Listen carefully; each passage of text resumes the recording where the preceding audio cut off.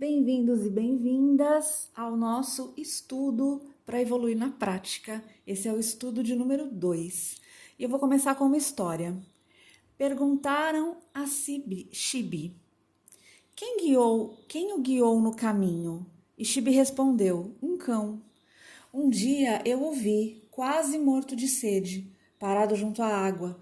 Toda vez que ele olhava seu reflexo na água, ficava assustado e recuava, porque pensava ser outro cão. Finalmente, era tamanha sua sede que abandonou o medo e se atirou na água. Com isso, o reflexo desapareceu. O cão descobriu que o obstáculo era ele próprio. A barreira entre ele e o que buscava havia desvanecido. Da mesma forma, meu obstáculo se desvaneceu quando eu soube que aquilo que eu pensava ser eu mesmo era o próprio obstáculo. E o meu caminho foi mostrado primeiro pelo comportamento de um cão. Essa história está num livro do Osho, que é o livro Antes que Você Morra. E ele continua dizendo o seguinte: eu olho para você e não vejo qualquer outra barreira senão você mesmo. Você está parado no meio do seu próprio caminho e, a menos que compreenda isso, nada será possível em direção ao seu crescimento interior.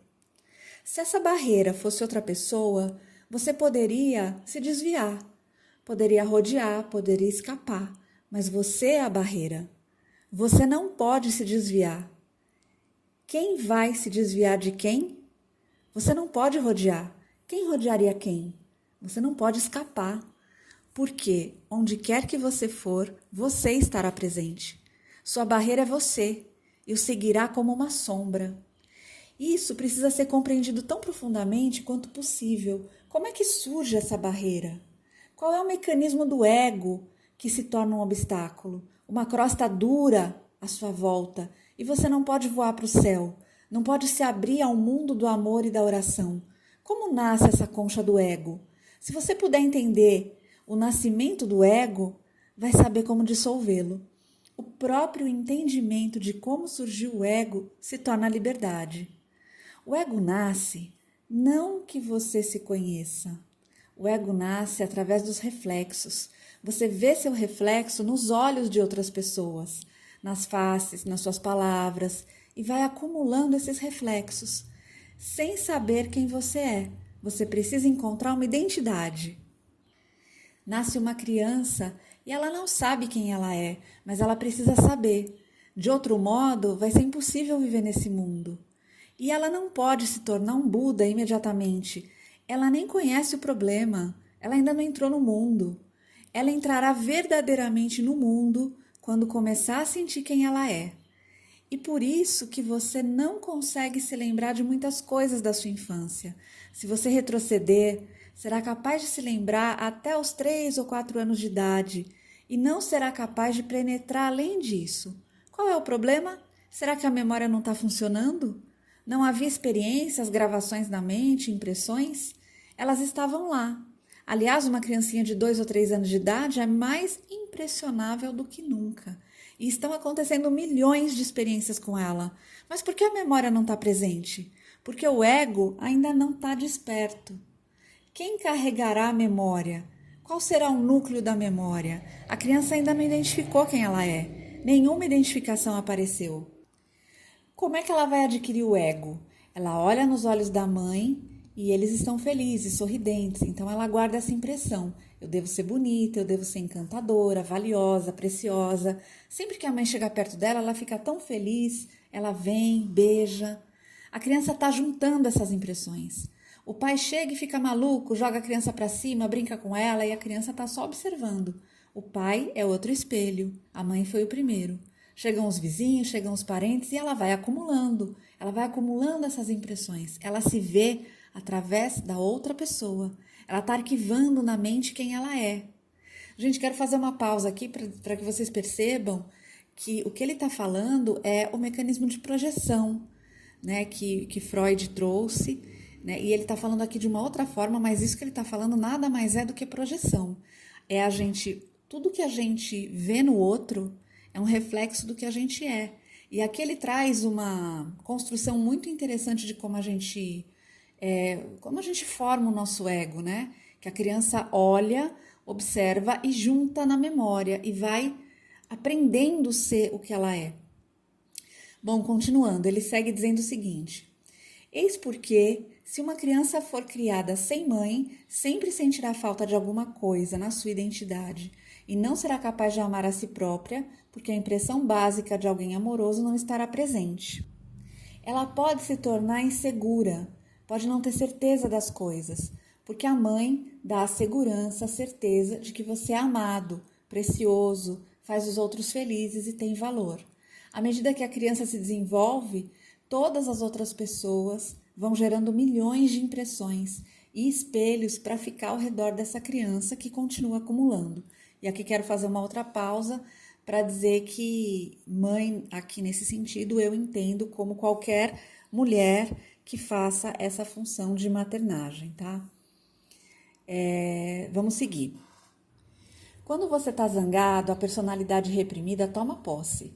Observe uma pessoa zangada. A face muda, os olhos mudam, o comportamento muda. Subitamente, ela não é mais a mesma pessoa. É como se algo estranho tivesse chegado. Ela fica possuída e fará coisas que jamais pensou fazer.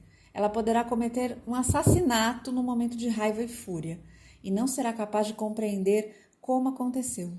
Muitos assassinos nos tribunais dizem que nunca fizeram aquilo e não estão mentindo. De fato, eles nunca fizeram.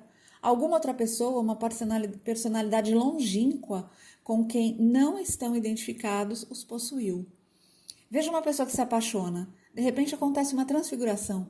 Seus olhos já não são mais os mesmos, uma nova luz brilha através deles. Seu rosto não é mais o mesmo, uma suavidade aparece.